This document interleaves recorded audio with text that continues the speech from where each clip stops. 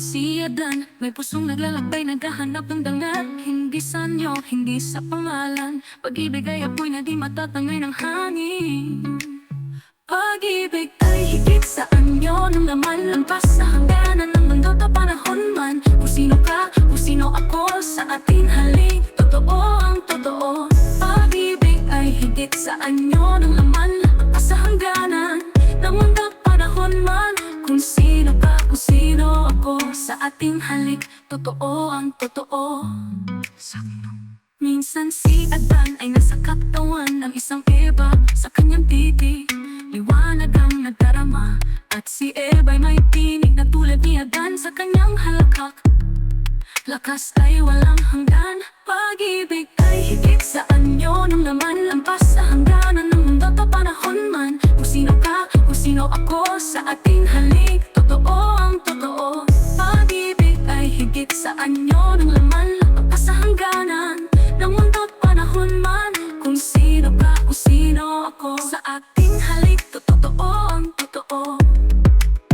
Dahil ang puso'y pinakakulong sa pangalan, pag-ibig ay apoy, wagas at walang hanggan.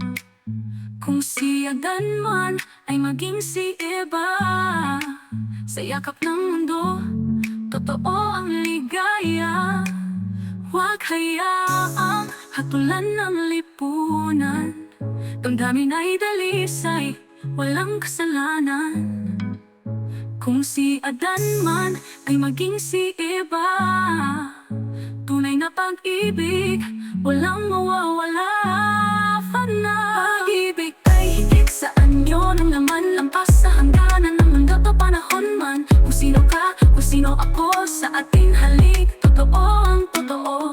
Pag-ibig ay higit sa anyo ng laman, lampas sa hangganan ng mundo at panahon man. Kung sino ka, kung sino ako, sa ating halik, totoo ang totoo.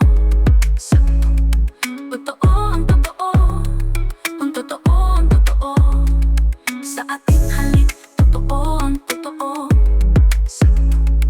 Totoo ang totoo, ang totoo ang totoo.